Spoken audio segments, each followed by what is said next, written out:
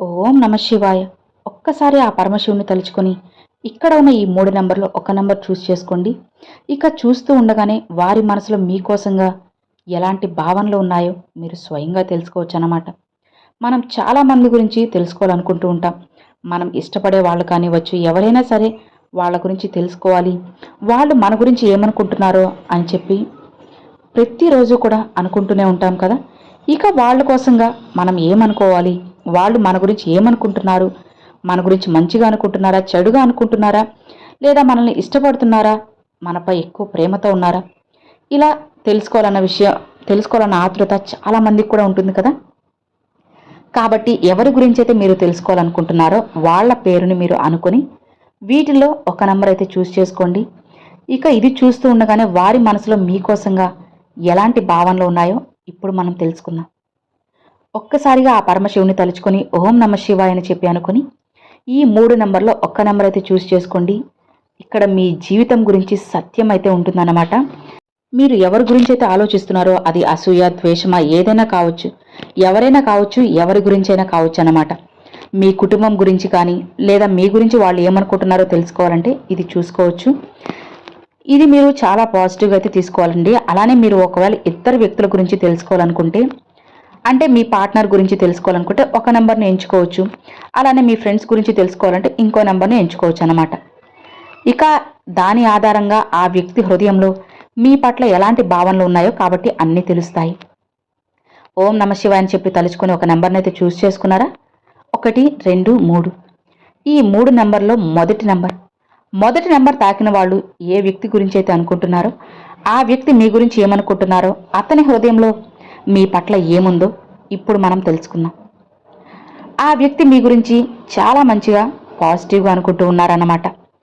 అలానే మీరు వాళ్ళ లైఫ్లో చాలా ఒక ముఖ్యమైన వ్యక్తిగా వాళ్ళు భావిస్తూ ఉన్నారు. అలానే మీరు లేకపోతే వాళ్ళ జీవితం లేనంతలా వాళ్ళు మిమ్మల్ని అందరంత ఎత్తులో నిలబెడుతూ ఉన్నారు. అతను మీతో ఎలా కనిపిస్తాడో అలాంటి వ్యక్తి మీ స్వభావాన్ని కూడా చాలా మంచిగా అనుకుంటూ ఉన్నారు. అసలు ఒక్క మాటలో చెప్పాలంటే ఆ వ్యక్తి ముమ్మాటికి 100కి 100% మీలా జీవించాలి అనుకుంటున్నారు. మీలానే ఉండాలి అనుకుంటున్నారు. ఎప్పుడూ కూడా మీతో పాటే జీవితాన్ని కొనసాగించాలి అని చెప్పి కూడా ఆ వ్యక్తి అనుకుంటూ ఉన్నారు. తన మనసులో మీ గురించి ఎంతో మంచి భావన, అసలు ఎంతో మంచి స్థానం అనేది, ప్రత్యేకమైన స్థానం అనేది మీ గురించి ఉంది. అలానే అందరికీ కూడా ఈ వ్యక్తి మీ గురించి చాలా మంచిగా చెబుతూ ఉన్నారు. ఈ వ్యక్తి మిమ్మల్ని చాలా బలమైన వ్యక్తిగా చూస్తూ ఉన్నారు. సత్యానికి మద్దతు ఇచ్చే వ్యక్తిగా చూస్తున్నారు. అతని హృదయంలో మీ పట్ల ఎలాంటి మోసము లేదు. స్వచ్ఛమైన ప్రేమ ఉంది. అలానే మీ పట్ల చాలా సానుకూల ఆలోచనలు ఉన్నాయి. ఈ వ్యక్తి మీ పార్ట్నర్ కావచ్చు, జీవిత భాగస్వామి కావచ్చు. వారు మీ పట్ల చాలా సానుకూలంగా ఉన్నారు. మీపై నమ్మకం పెట్టుకున్నారు. అతను మిమ్మల్ని ఒక మంచి స్నేహితురాలుగా భావిస్తున్నారు. ఒకవేళ మీకు అనిపిస్తే జీవితంలో మీరు చిన్న గుర్తు వదిలి వేస్తారని, కానీ మీరు అస్సలు అలా చేయరు. ఆ వ్యక్తి మీ గురించి చాలా గొప్పగా, అలానే చాలా మంచిగా అనుకుంటూ ఉన్నారు. మీరు ఏం చేసినా సరే ఒక మంచి క్లారిటీగా, అలానే ఒక పద్ధతిలో క్లియర్గా చేస్తారు అని అతను మీ గురించి చాలా మంచిగా అనుకుంటూ ఉన్నారు. సో ఇది అండి మొదటి నెంబర్ తాకిన వాళ్ళకి. ఇక రెండవ నెంబర్ తాకిన వాళ్ళకి ఆ వ్యక్తి మీ గురించి ఏమనుకుంటున్నారో ఇప్పుడు మనం తెలుసుకుందాం. ఆ వ్యక్తి మీ గురించి ఇప్పుడు కాస్త కఠినంగా అనుకుంటూ ఉన్నారు. ఏదో ఒక విషయం వల్ల తను బాగా బాధపడి, ఇబ్బంది పడి మీ గురించి కాస్త నెగిటివ్గా ఆలోచిస్తూ ఉన్నారు. ఇదివరకు ఏమో చాలా మంచిగానే ఉండేవారు, కానీ ఈ మధ్య జరిగిన ఒక సంఘటన వల్ల ఆ వ్యక్తి మీ గురించి కాస్త నెగిటివ్ ఆలోచనలో పడిపోయారు.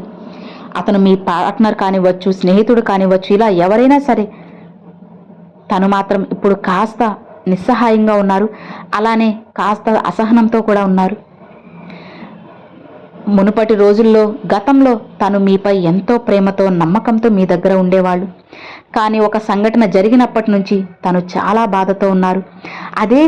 అదే పనిగా ఆ విషయం గురించి ఆలోచిస్తూ తన ప్రశాంతతను కూడా పోగొట్టుకుని మానసికంగా చాలా ఇబ్బంది పడుతూ ఉన్నారు. అయినా సరే మీ పైన ఉన్న ప్రేమను వదులుకోలేకపోతున్నారు. మీ మీద గతంలో ఉన్నట్లే ఎంతో ఇష్టంగా ఉన్నారు.